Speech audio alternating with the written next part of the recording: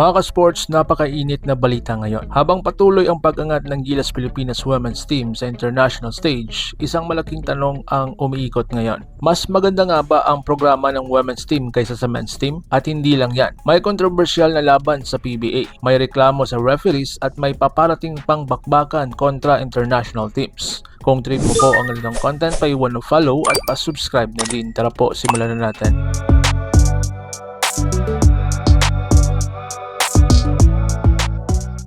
Unti-unti nang nagpaparamdam sa mundo ang Gilas Pilipinas Women's Team. Sa loob lang ng ilang taon, sunod-sunod ang kanilang achievements.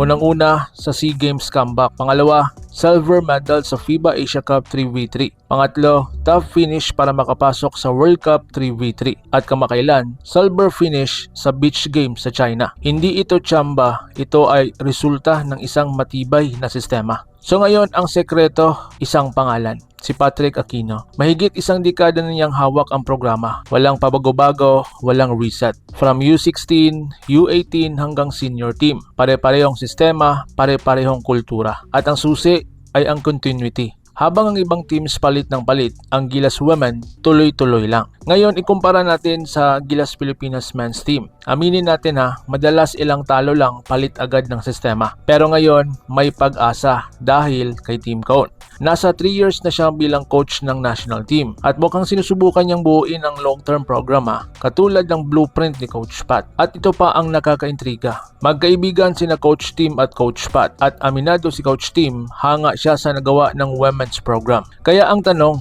posible bang gayahin ng sistema o baka kunin pa si Coach Pat bilang assistant? Kung mangyari yan, game changer yan para sa Gilas Men. Pero linawin natin magkaiba ang mundo ng women's at men's basketball.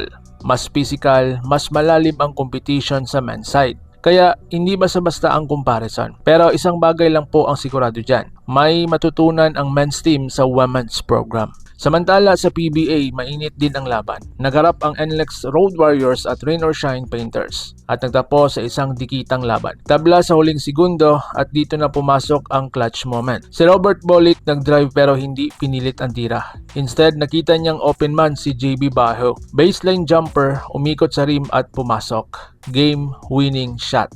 Hindi lang opensa ang nagpanalo, pati depensa. Sa inbound play ng kalaban, nag-steal si Bolick, perfect execution, perfect finish, kaya deserve ang panalo ng NLEX. Pero hindi natuwa ang kabilang kampo Sa Yeng Giao, may matinding reklamo sa referees. Ayon po sa kanya, mali ang naging desisyon sa isang crucial possession. Ang nangyari, nabawi ang foul call pero ginawa itong jump ball. Para kay Coach Yeng, dapat kanila ang bola dahil may chance na fast break iyon. At dito nagbagong lahat, nakuha ng NLEX ang possession at doon nagsimula ang momentum shift. Kaya isang desisyon na maaring nagdikta ng resulta ng laro. Samantala sa international scene, naglabas na ng tickets ang New Zealand Tallbacks para sa laban nila kontra Gilas at Guam. At ang interesting, fans nila mismo ang nagtatanong, saan uupo ang supporters, saan ang bench? So ngayon, ang tanong, bakit mahalaga yan?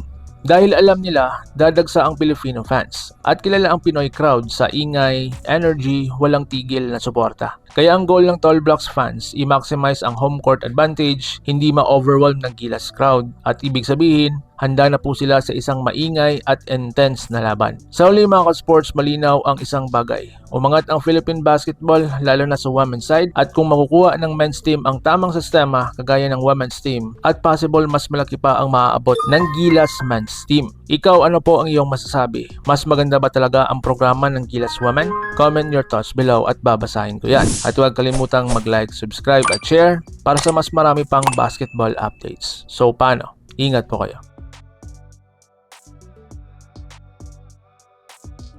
Mga ka-sports, kung hilig ninyong bumili ng mga Gilas jersey, Gilas accessories at mga gamit na pang basketball, habang nanonood po kayo sa aking mga videos, kindly check this basket on this lower part ng ating video at magpa-pop up yung ating mga items sa gilid. Mga legit po yung mga items dyan and see to it po na makabili po kayo ahead of time kasi meron po yung mga discounts and mga promos depende po sa seller. And also, kunting suporta din as a content creator po. Salamat!